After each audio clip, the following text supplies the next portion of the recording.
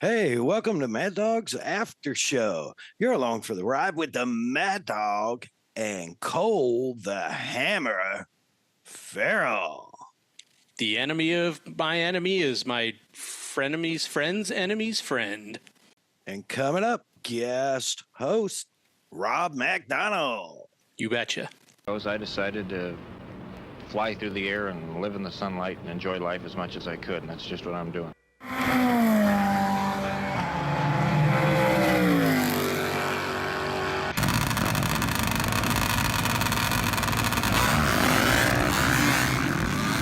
Okay, it's happening. Everybody stay calm. What's the procedure, everyone? What's the procedure? Stay calm. Wait. Ma'am, welcome to the 2-year anniversary, episode 89, I believe. And we're so glad to have you along. Speaking of glad to have people along, how about Kicker Performance Audio? We are so glad to have them along the whole time, this whole 2 years and moving into the future. Find them online for all your 12-volt personal audio needs. Kicker.com, on Instagram at Kicker Audio, and of course on Facebook, Kicker, every other Tuesday night on Kicker Unmasked Live TV, their YouTube channel and Facebook. Of course, Bomber Eyewear, Bomber Floating Eyewear, Bomber Safety Eyewear. Man, over 40 styles of lenses. Don't even know how many different styles of frames, but you know me and my bombers. I'm wearing the white boogie bombs today with the dark smoke polarized ANSI 87 OSHA approved safety lens. That's right, the full meal deal. All the options, find them online, bomber.com, or on Instagram at Bomber Eyewear. Of course, what would we do without our man Cole? The Premix Podcast. Hey, there's our guest.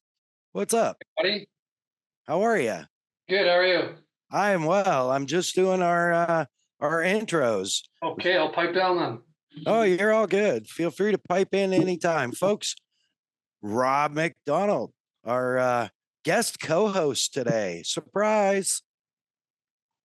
So, yeah, I was just talking about the Premix Podcast and the amazing photography work Cole does, sharing his passion for all things desert racing through the lens of a camera, and also available late this year for still some bookings for your event MC or announcer needs.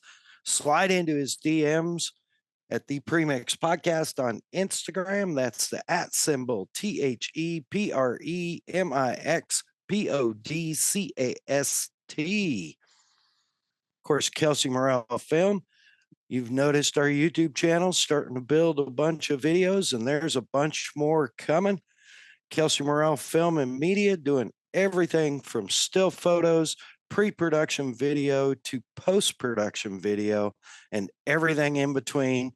Find her on Instagram, Kelsey Morel Film. Of course, all of our social media templates, you see it all the time. Compliments to Hey Keeks Marketing.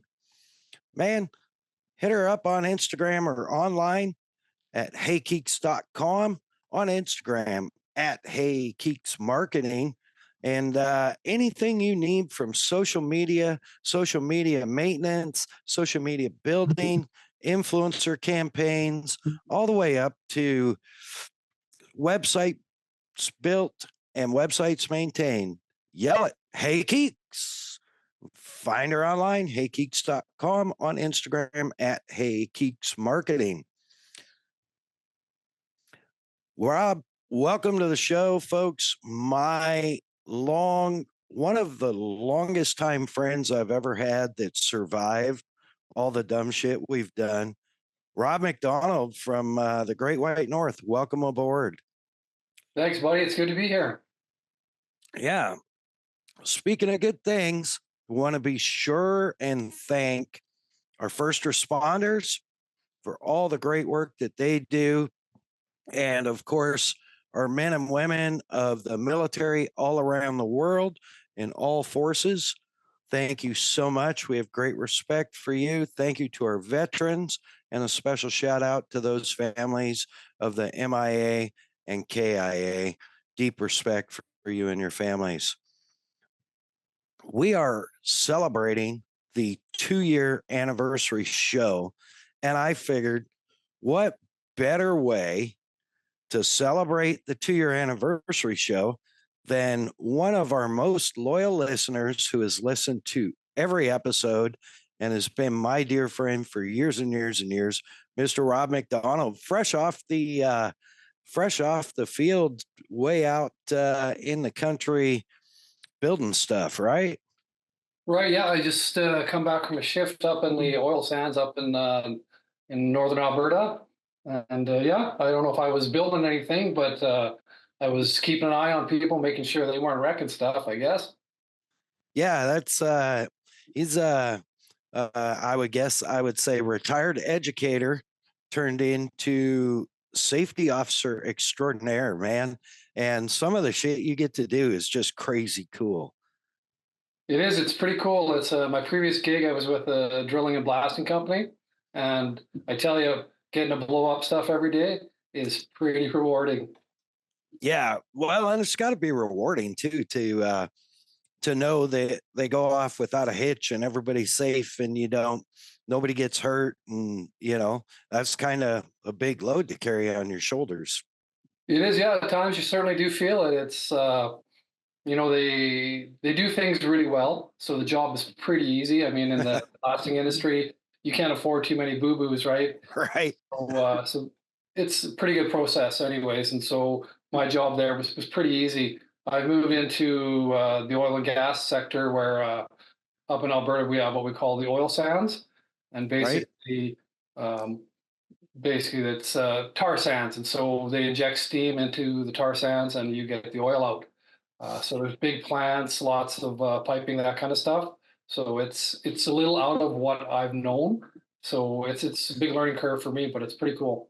Oh, that's awesome, man. And it's here at the after show, we are big fans of fossil fuels and the equipment that burns it, whether it's huge mining equipment or Clay Millican's 336 mile an hour top fuel dragster, which, by the way, that was pre-show a couple years, but my MAddOG logo went 332 or 334 miles an hour on the front of Clay Millican's what is it, the Denso Parts Plus Rickware Racing top fuel funny car or top fuel dragster at the Vegas 4 Wides one year, which was a huge honor. I still get goosebumps just thinking about it. And it was crazy because your old basketball coach, my eldest brother, the old guy, actually texted me, was watching it live and texted me and was like, "Did I just see your logo on Clay Millican's car?" No way, really? Yeah. I was like, "Yep, sure did." So, and we're working on getting Clay on here actually, but yeah, man, I think, unfortunately, y'all will notice that Cole hasn't been jumping in a little bit. He is, unfortunately super tied up with work, but the show must go on. So, Rob graciously last minute, was happy to jump in, and, man, it's great to see you.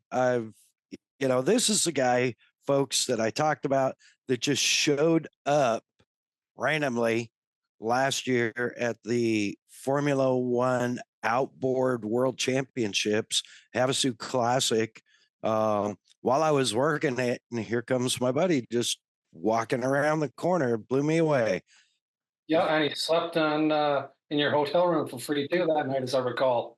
Yeah, it was pretty rad. So it was a great time for sure. Speaking of great times, I was working on this project with the podfather himself, Mr. Jim Beaver, on his display trailer, helping Kicker out. And I think in the previous episode, we actually covered the fact that I may have routed my fingers and took some stitches and some repairs, but hey, they're still there. They're healing. I got the stitches out a couple of days ago, and so we're getting there. But in the meantime, got the project done, and a huge thank you to the general himself, Mr. D. Butts. Dude bailed me out, came down, went out of his way, came down, even gave up a day of his kids' hockey camp to come down and help me finish up the project. It was a big project, and I would not have got it done without his help. And he came down, put in an 11-hour day in the grilling heat, just helped me finish stuff up and run some wiring where I couldn't get.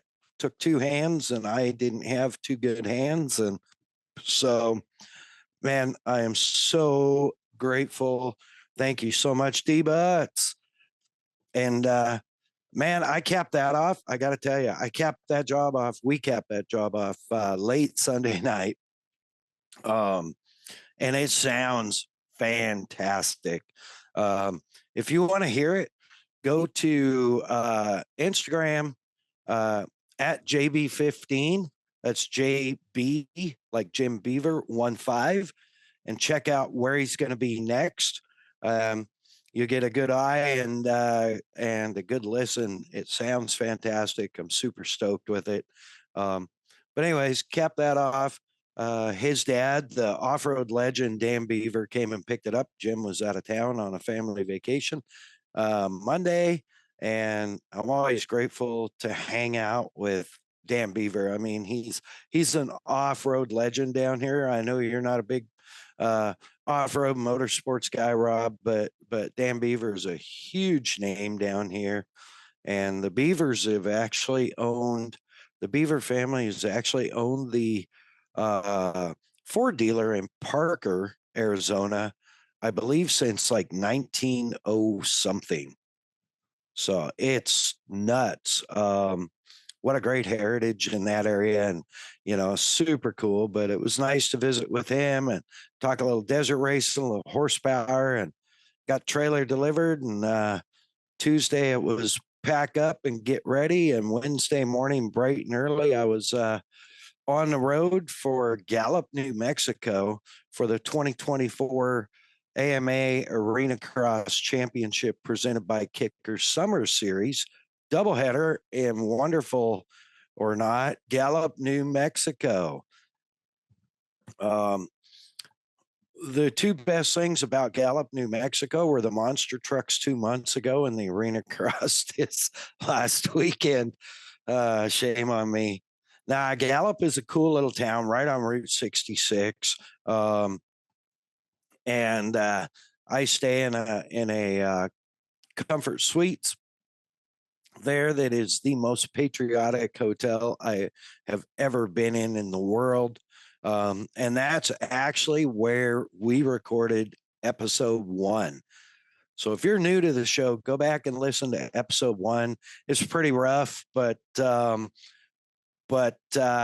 pretty good too. And that was actually 2 years ago for a Arena Cross Summer Series. And man, Arena Cross always gets my blood going, and Gallup always has a monstrous turnout of racers. And it's in a beautiful venue. That Red Rock Park is just incredible. And one of the serious highlights of Gallup is the legendary Glenn's Bakery on Route 66.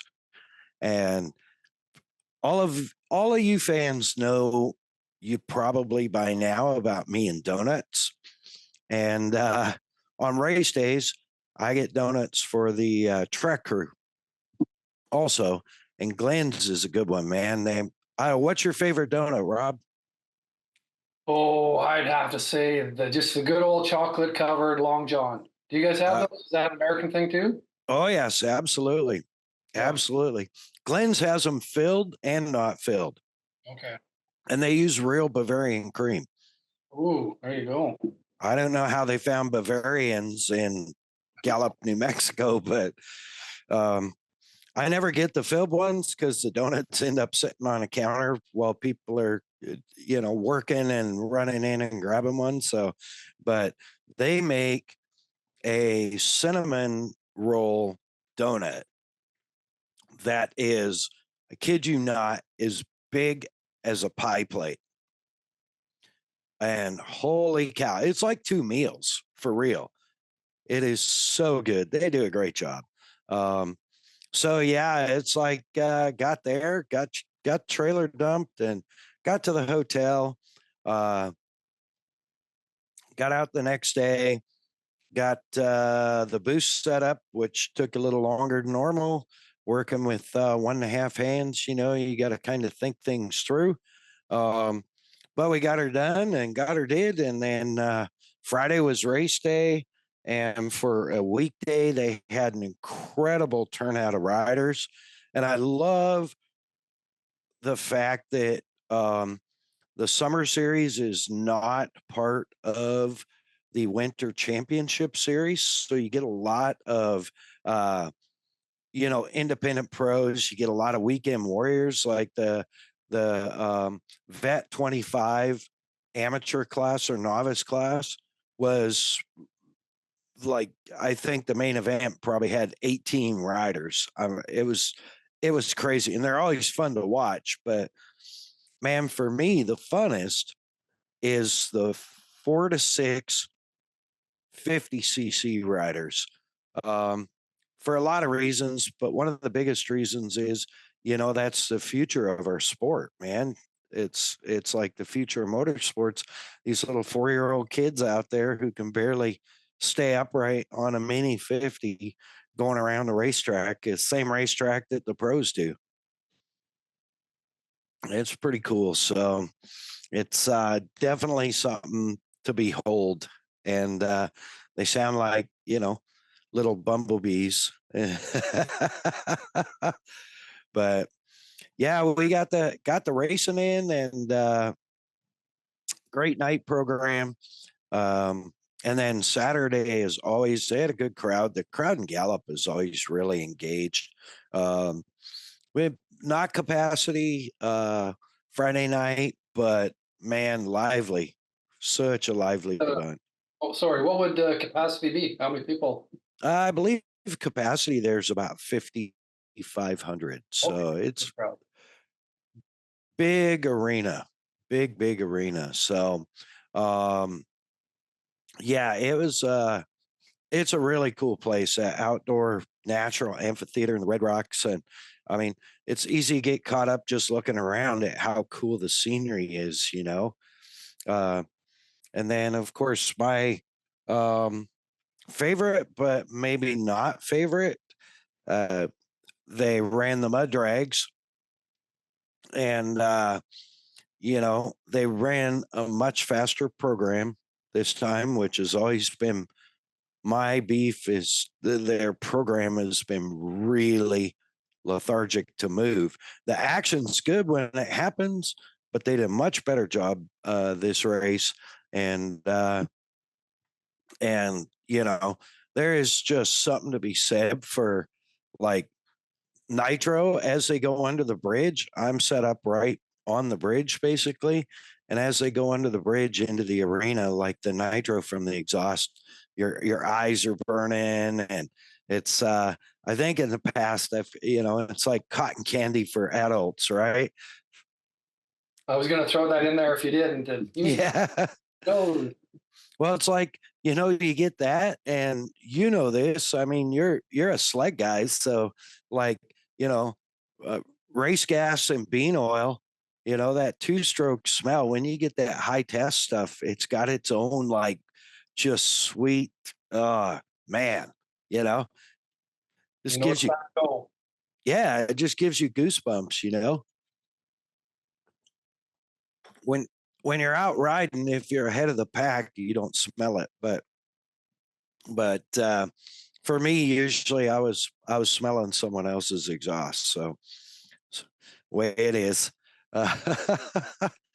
But yeah, they ran the mud program. They had some new entries. They had this really super cool full race chassis built, blown mud dragster with a Volkswagen Beetle body on it.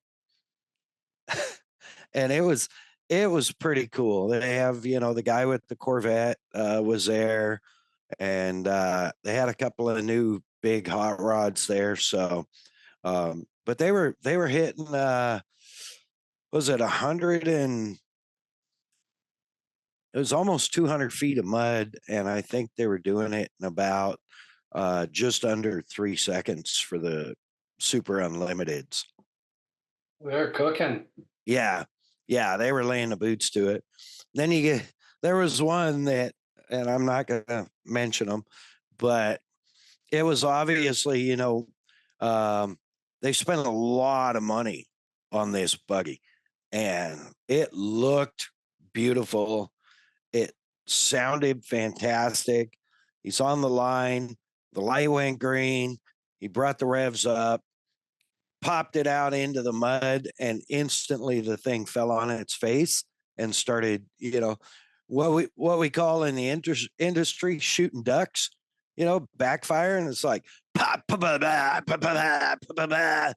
And I think it took him about 6 seconds to get through it. I just, I felt so bad for the guy, because, you know, probably spent 5 years wages on lying to his wife and building this mud buggy, and then it wouldn't make it down the strip. It made it down the strip slower than a stock truck with stock mud tires. So yeah, and so that was Friday, man, and it was back to the hotel, and then Saturday was race 2 of the doubleheader, and I believe they had somewhere close to 600 total entries in racers. It's a lot of people, and we're starting at 9 o'clock in the morning and go until basically 10 o'clock at night. Oh, that's a full day. Definitely a full pull.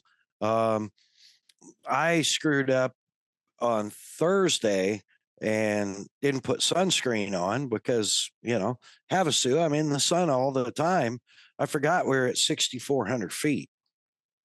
And turns out being a mile closer to the sun makes a difference in how much sunscreen you do need. So I cooked my head a bit, but we survived. And man, it was, you know, Saturday, they were just cranking through the program. Robbie, Sean, the whole Arena Cross crew did a great job, you know. Vernon from VMAC Tracks was out there and did a great job of keeping the track up and keeping it wet. And they didn't run the mud drag Saturday, which was actually kind of cool because but they had a lot more races. So time wise, for exit, balanced out pretty close to the same, but yeah, it was like, you know, there's a lot of racing going on nonstop. It was pretty exciting. And of course, Wes Kane calling all the action out there. Episode 8, I believe, maybe episode 9. Go back and listen to that one. That's a good one for sure. And Wes and I hanging out, got to visit a little bit, and he's great at getting the crowd wound up, and you know, had him yelling and screaming, and Kicker gave away some product, and man, it was just a good night, you know. Of course, it was pack up and head home. And Sunday morning early, I always leave early there, and it's kind of cool because in Gallup, you're about 24 miles from the border which is also from the Arizona border, which is also Mountain Time to Pacific Time, or Arizona time, because Arizona doesn't change. But right now, Arizona is same as Pacific. So, it's always cool to leave and drive 25 minutes and be 45 minutes or be, 40 minutes ahead of when you left. It's kind of cool. So, I mean, I'm not good at the maths, but whatever it is, 20, 35 minutes, I guess. Oops. Good to get time back, anyways. Yeah. Yeah. It always gives you a little refresher. And I like leaving out of there and heading west on Interstate 40 early, especially on Sundays, because you deal with a lot of, as the day goes on, you deal with a lot of traffic, especially around like Flagstaff, Williams, Grand Canyon, that area, tourist traffic and stuff like that. So I was able to go an hour and I think 48 minutes without touching the brakes. Got out on the highway, set the cruise. Yeah. Yeah. That is like, there was semis out there, but we were all just behaving and being respectful of each other. And, that's how to make time. Yeah, move to the right, move left to pass. Yep. Yeah. And out there, early in the morning, I think you're dealing with a lot of guys that are still truck drivers. As the day pushes on, you're dealing with more of the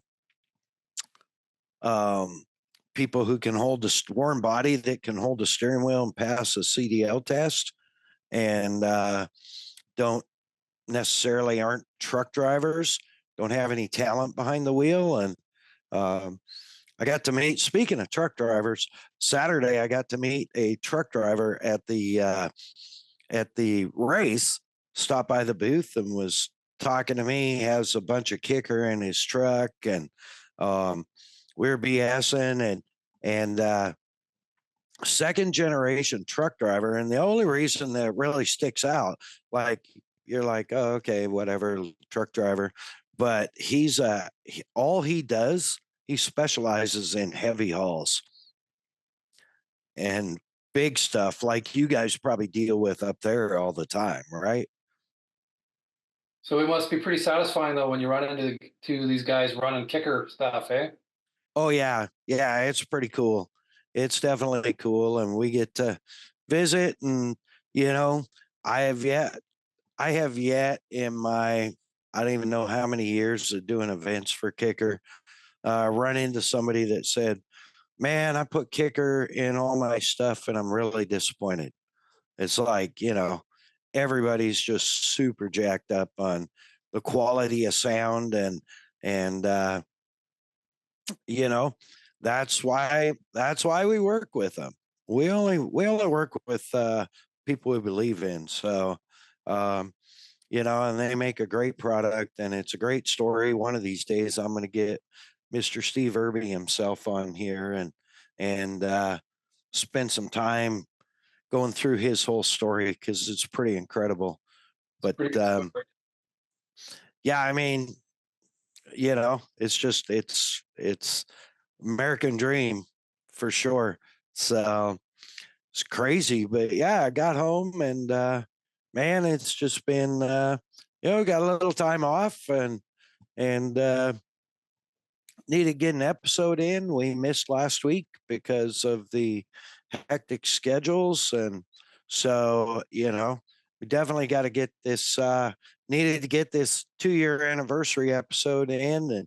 And so, being the 2-year anniversary episode and the fact that Rob has listened to every episode and is encouraging and a good critic at times also. So, do you have a favorite episode? Do you have like any favorites that people should go listen to? Anything that you're like, oh, you gotta, or a good jumping off point for someone to start to get addicted? You know, and I was a little late to the game. I think I started maybe last of last year, maybe a little bit last May, I think, got on. And then I did a lot of driving with my work, so I listened to a lot of podcasts real quick. And honestly, I think, the first one I enjoyed because I knew you and you were Right. a good friend. And it was probably the episode, honestly, was where I think where Cole told his story. And because I was, to be honest, I was leery, only because, like you mentioned, I don't see myself as a big power sport fan, although I'm becoming more of one just because I'm listening to this podcast. But when Cole told his story, and I think you guys did it in a couple parts, as I recall, but the episodes that followed, and you interviewed all these people in the industry, they all had really interesting stories and common people stories that you can relate to. And to me, that's what was so amazing about Cole's story and the ones that came along. Boy, there were so many. It was and I'm terrible with names, but the guy with the jack there, American Eagle. Pro Eagle, Chuck. Pro Eagle. I mean, I love that story. Just, I mean, that isn't that a not a rag to riches, but a guy who's got a dream and an idea, and he goes for it. I loved Granlund. Isn't he? What is he? Swedish, Norwegian? Yeah, Swedish Viking. Yeah, that's a great story. I mean, they're all good. It was there was the guy that talked about just meeting Travis Pastrana and having Pastrana teach him how to do a flip. I think he was a marketing guy. Yeah, that was Big Lewis Yeah. Alston, the voice of Camp Razor and Brimstone Recreation Area and radio personality, and just he's so much fun. He was surprisingly, he was really nervous. He was Okay. like, I don't know, and I'm like, dude, trust me, it's all good. Like whatever you want to share, you can share, and if you overshare, we can cut it because he might or might not have a habit of oversharing at times. Right. Yeah, like the Mia Chapman episode is great. It's the Seth Montero ones. The young guns there coming out of the Red Bull US team there. Those guys are amazing. And the parents there, I think it was who was it? Was it Seth's parents or Mitch's? Seth's parents, yeah. Yeah, like just do great, again, just human interest stuff, right? And it's just amazing what common people do and chase a dream. And it's these young folks, suddenly they're doing things like Dakar, and things that Yeah. talked about it. I mean, we used to watch Wild World of Sports and see, and now the Paris to Dakar.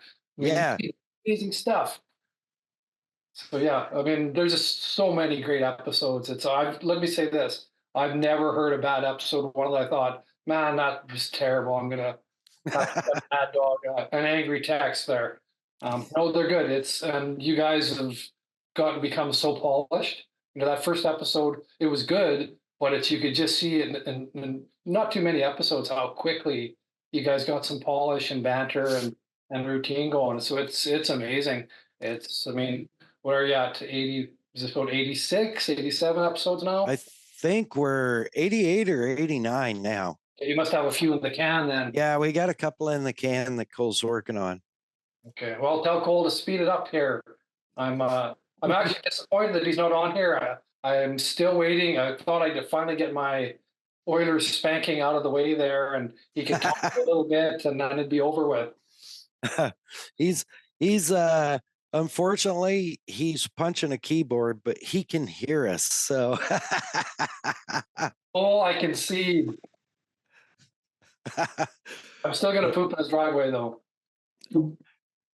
Yeah, hopefully he'll jump on here at the as we wrap up at the end of the show. But yeah, thank you for that. And 99% of all the growth, the polishing has all been Cole. He does so much work behind the scenes that people don't realize, and such a time commitment. And labor commitment to do it. and now with his current schedule, apparently the insurance business has gotten really crazy over the last few weeks or so, and so he's got a heavy caseload, and unfortunately, he can't be here today. So he did bring us in at the beginning, but he had to go back to work to the real stupid real job stuff. Yeah, they're terrible. Yeah, right.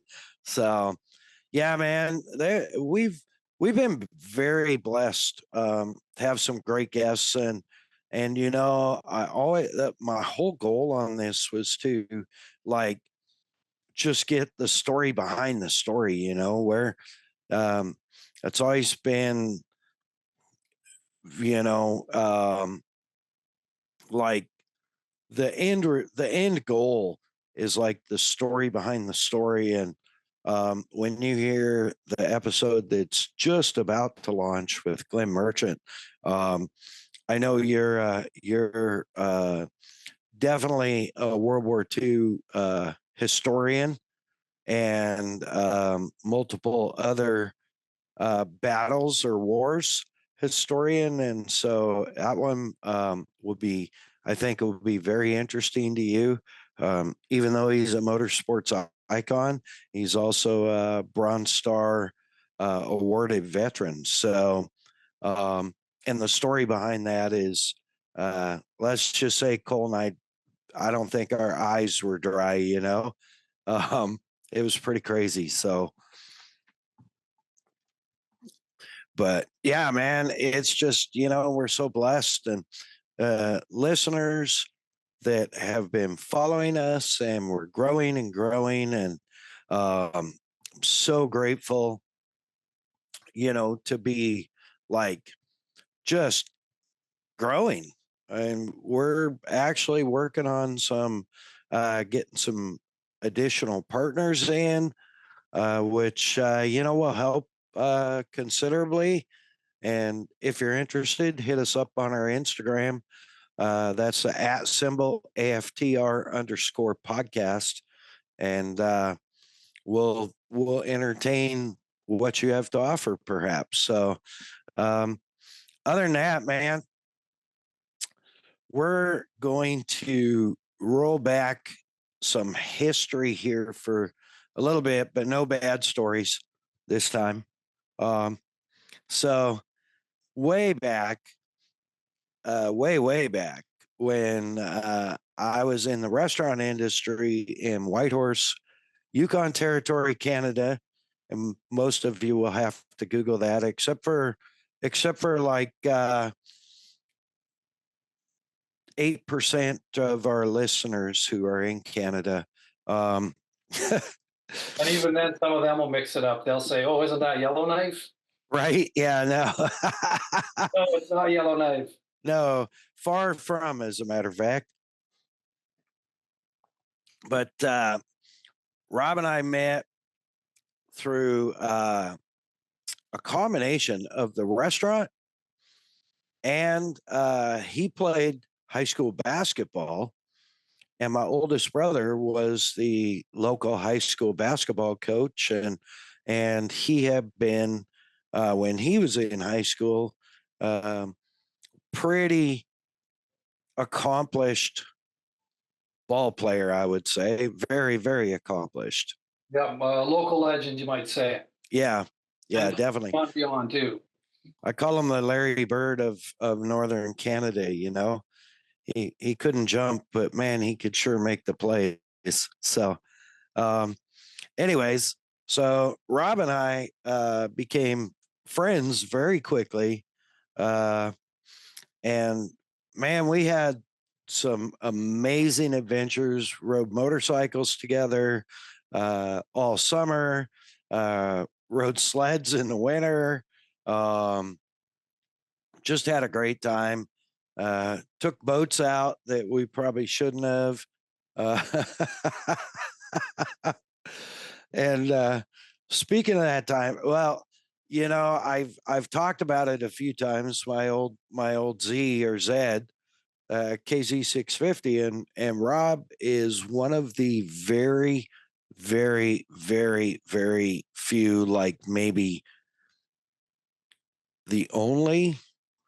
possibly the only other person to ride that bike besides me. After I had the work done to it and had it built. And I'll never forget that day because there's this big giant hill in Whitehorse called 2 Mile Hill.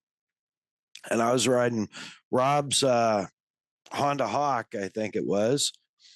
And Rob was riding the Z, the KZ 650. And I think we took off balls to the wall up the hill, right? Oh yeah, yeah. We were going for it, that's for sure. We got up there by the top of the hill, and I think that 2 mile stretch, Rob was about done with my bike. It went, and man, was it loud, that pipe. Yeah. You're still ringing from that pipe, I think. I think you probably carried the front end halfway up the hill, though. Oh yeah, yeah. She was. We were losing a little front tire traction there, I think. Yeah. We had a lot of good times up there, and we're definitely gonna get some of those stories on a future episode for sure. But the one that is a good one to share was when we were coming back from the cabin up there, your cabin going to our cabin, on the gravel with the motorcycles, because I tell people about that and they're like, wait, what?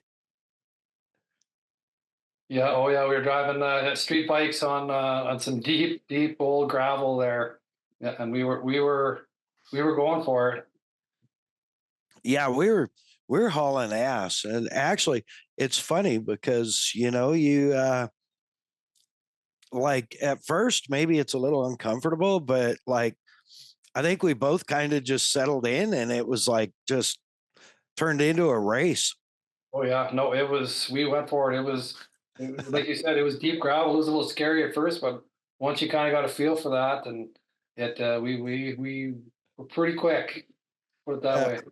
how many miles did we ride On that trip there, on that gravel? I don't remember how long that road was. probably about 30 or 40 kilometers, which would be about maybe 20 miles for you guys. Yeah. On gravel at high speeds on street bikes with street tires. Yep. Yeah. Gravel and dust.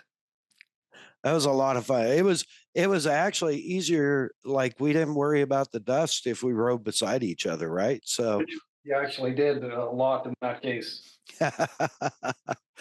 that was crazy times, and I tell people about that still, and they're like, "What?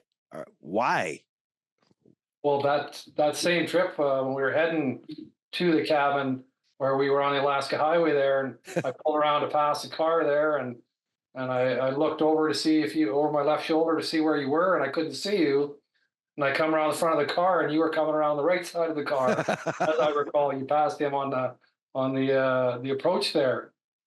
Yeah, I've been known to fracture some laws when riding. Probably one of the main reasons the Viking doesn't want me back on a street bike is the way I rode. Right. Well, I know in that case, I don't know who was more surprised, me or the guy driving the car that you passed on the right. And Canada is a Commonwealth country, so technically driving on the right side of the road was correct. Well, there you go. You had the Queen's permission. Yeah. Yeah. Yeah, at the time, for sure. So no, that was a killer weekend. I had such a great time. We had so many good memories, and we're so blessed to be able to hook back up, after years and years of not, we kind of just like lost touch, and man, it's so cool now. And uh, I believe we talked about hanging out with Rob and the amazing Miss Jackie during the season finale at Vegas for the Arena Cross actual championship series. We were there at the Orleans, and we got to spend a lot of our free time that we had available with Rob and Jackie, and I tried to get them good seats. And Well, you didn't try. You got us good seats. That was a great time. It's the Mad Dog showed us a good time. it was that was an amazing race. I mean, that was incredible. We were talking about it this last weekend, and it if you'd have written a script for last season, I don't think it could have been any better. There's a lot of people over the years, the 4 championships that Kyle Peters has won, that say, well, he was never challenged and maybe he's not that good or whatever. And, last year, he had to beat, you know, multiples of the very best in the industry. And on top of it, had to fight through injuries, illness. Both races in Oklahoma, he had the flu. He crashed in Daytona and screwed up his hand and came back and won the next race the next night and was, I mean, I was giving him ice out of my cooler and one of my wipe down cloths to ice his thumb, hooking his mom up with ice and a rag to ice his thumb between races. And then to get all the way to Vegas and the point so close and, have good friends there. And, I didn't even think about it at the time. Did you meet Nick while you were Nick, there? Granlund? yes, I did actually. It happened just in passing, but yes, and I met Wes Kane as well. So it was super cool. It's when I tell people about my buddy Lauren and my son JR, like, really, he knows those guys? Like, oh yeah, like he knows those guys. Yeah, Nick is, it's really it's crazy because like those guys are humble, regular people that have just followed their passion and you know um excelled at it. And Nick has done, like, I don't know what Nick hasn't raced and what countries Nick hasn't raced or won at. It's crazy. So um that's definitely an episode worth listening to. Wes Kane is worth listening to. I feel like they're all worth listening to. The only one I struggled with was actually the one with the Rev with my pops because we had some audio issues and my severe hyperactivity. Um, and half a second audio break, my thoughts can go somewhere else. So I really struggled listening to that one, but I think we have that sorted out. And we're going to get Pops back on here at some point. And Well, it was so good to hear his stories. Like that's some old time cars and racing. I mean, gotta love the Rev. yeah, and he's really, a legend. I mean, and in Whitehorse, he's still like people up there still talk about him fondly, and that makes me proud. And um, I mean, he was probably the only bus driver. He used to run up there above the airport. Um, what's that subdivision up there? Hillcrest, Valley View. Hillcrest. No, not Hillcrest. Might have been Valley View. But yeah, he would run that was one of his routes, and he's like probably the only bus driver in the school district up there that was ever capable or ever interested in drifting a school bus on snow. and that's part of how he got the nickname the Rev. So that was pretty cool. But yeah, man, it's been a fun ride this far, and we're looking forward to cranking out more and more content. Rob, we definitely got to get you back on and get some more stories from our history, and I know you've had a lot of adventures. Rob and Jackie are accomplished, very highly accomplished motorcycle tourers. They've been all over both countries on two wheels, I would say. Yep. That's and they rode up, I think the first time we were able to connect actually was you guys were on a road trip on the bikes and stopped in Bend. Actually, I think the first time we were in my Jeep, we did the big Jeep trip, and then we went and hunted you down. The next Yeah. time, bikes.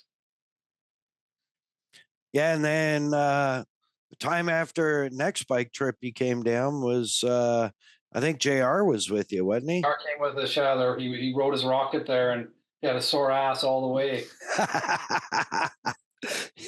Does he still have that bike? You know what? He got back, and I don't know if he ever rode it much again. And I think he sold it within a year. I think he did it, which is just as well, because riding with him is probably like riding with a mad dog.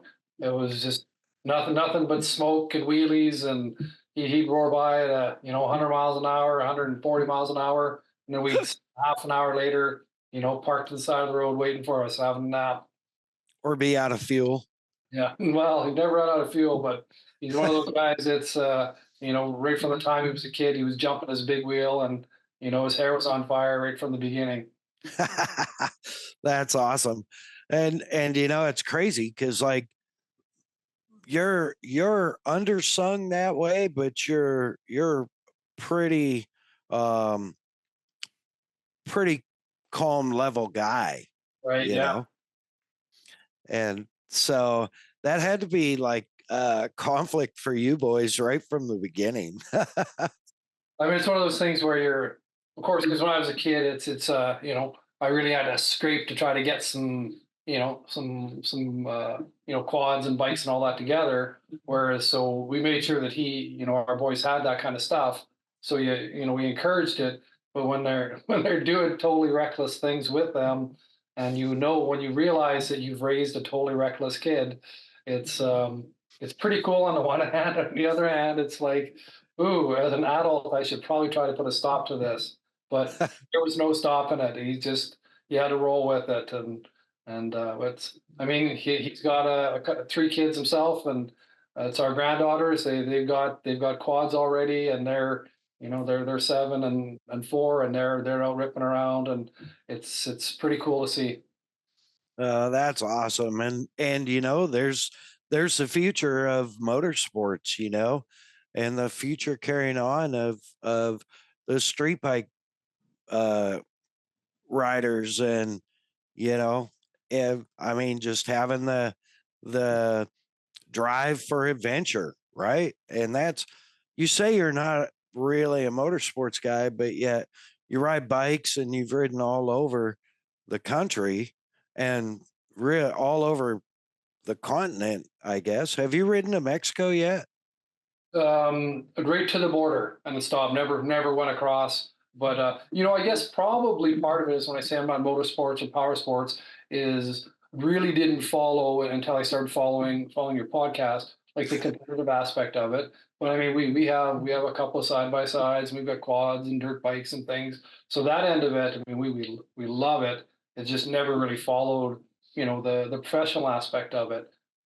So you're warping me here now. I'm actually getting an interest, and can't remember the name of your fellow you had a couple episodes ago with the Speed Channel. I've been thinking I got to get that.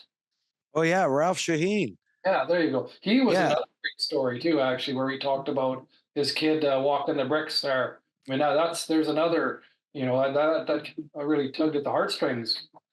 Yeah, that's probably a story, that there's a lot of stuff with Ralph that you're probably, you wouldn't think, or um and really it was awesome because he came from a childhood where, like, it sounded like they didn't have a whole bunch, but they got out to the racetrack as got him out as a kid for family adventures, and here it's turned into he owns his own TV channel, and has worked with every great motorsports announcer in the industry and announced pretty much every genre and classification of motorsports out there. So he's a great guy, and you can find his channel as Speed Sport One.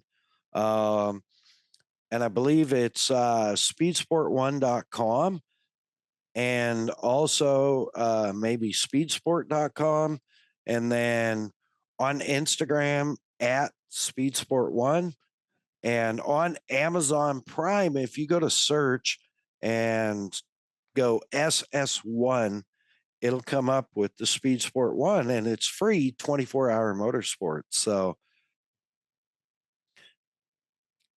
you can find pretty much any kind of motorsports you want to watch. You want to watch motorcycles, they got them. You want to watch dirt bikes, they got them. You want to watch mud races, they got them. They want to watch Ultra 4 off-road rock racing, they got it. So it's pretty cool. And what a great concept, so, but yeah, that was another great story. And Ralph's such a great guy, but anyway, A really great it's story. That's the American dream, isn't it? There's a guy, yeah. like pretty humble, and he's got a channel, man. So I'm just waiting for the Mad Dog TV to get out there. Well, you can find us on YouTube at Mad Dog Space Media, MAddOG Media. And Kelsey Morrell Films working on several more episodes to upload. And as we go through and work on refining our processes continuously and ways to get Cole more time, Kelsey Morrell Films going to be a little more involved with what we do also. So I'm excited for that.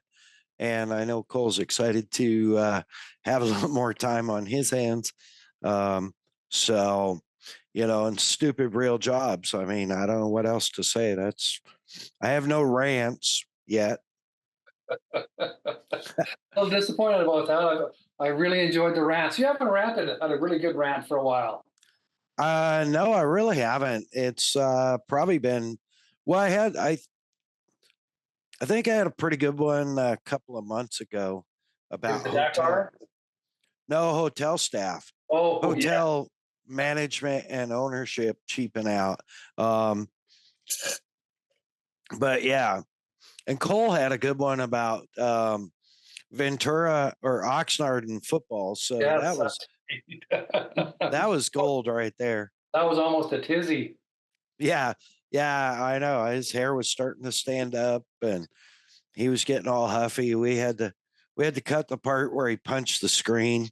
Not really, but he's not here to defend himself right now, so he'll probably cut that.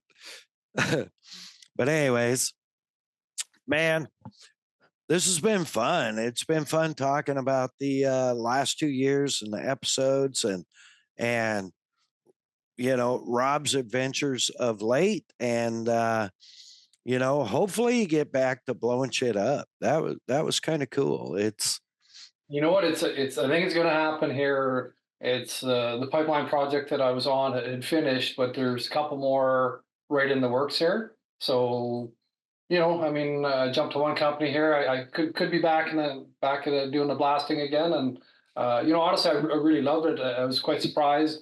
But it's a wonderful industry, and it's a great project.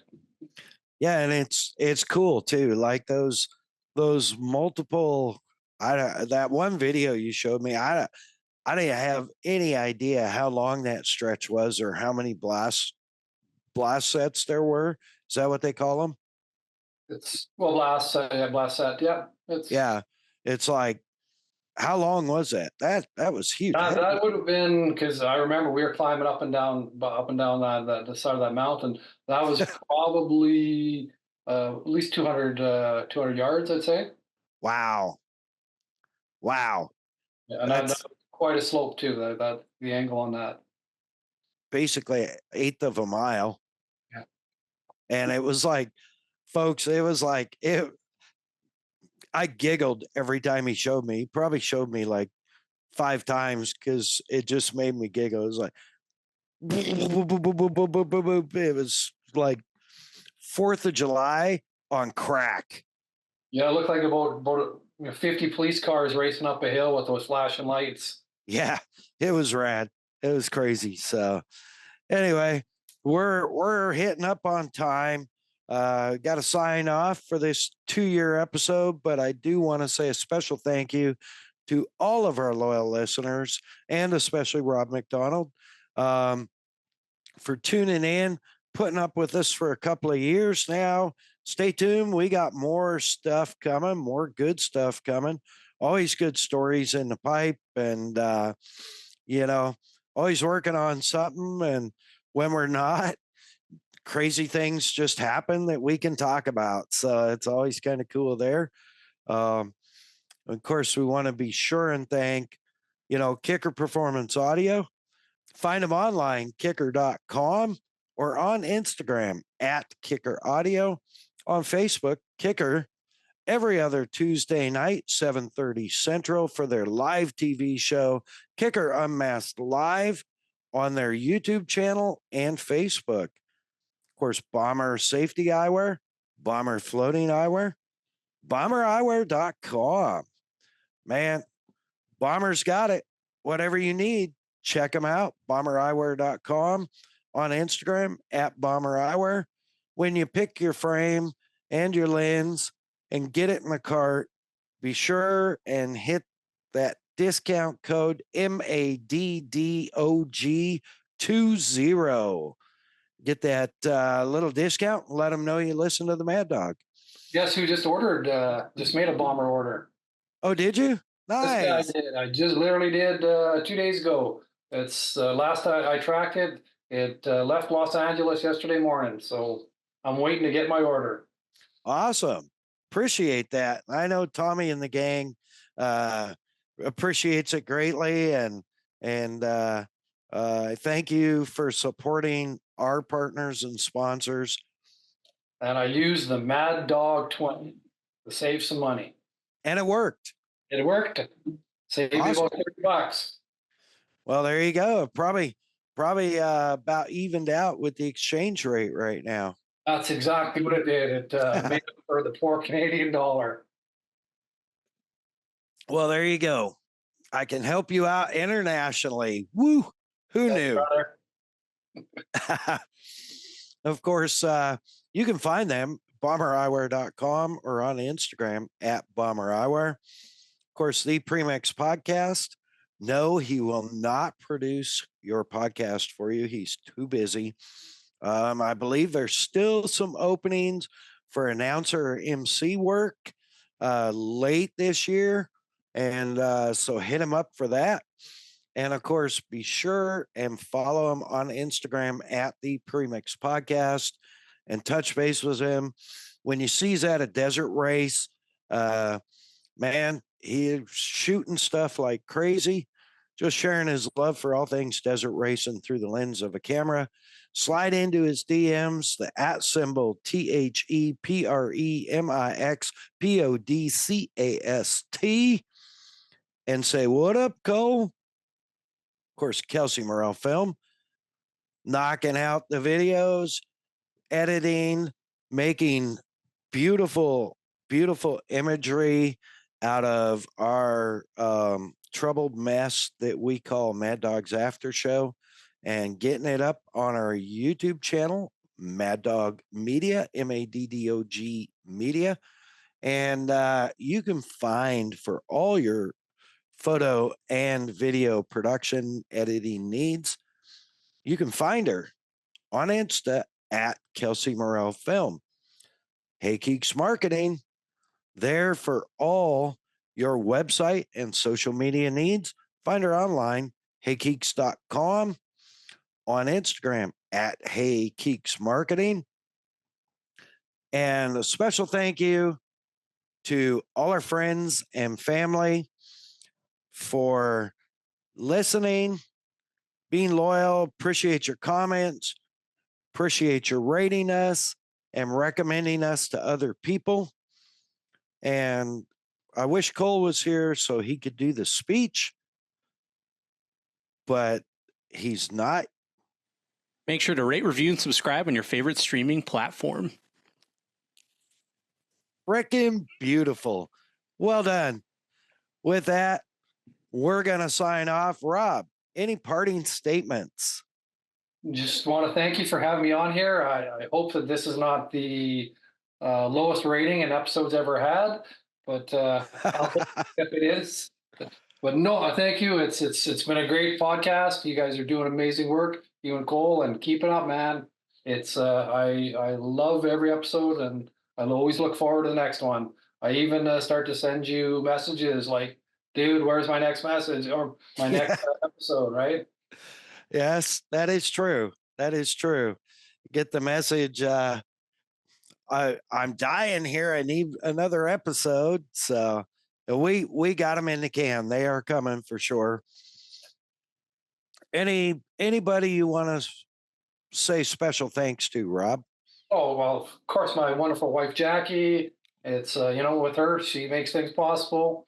And, but really just the kids and all my friends, but really just you guys more than anything. It's keep up the good work. Awesome. Thank you. Appreciate that. We will be connecting soon. Get you back on for some old time stories. And folks, thanks for listening. Remember, hug your family, love your family, keep your family close. In the wake of recent things here in the U.S., go thank a fireman, go thank a first responder. They're truly put it out there. Thanks to our service people. God bless this podcast. God bless our military. God bless our troops. God bless our veterans. God bless America. Mad Dog out.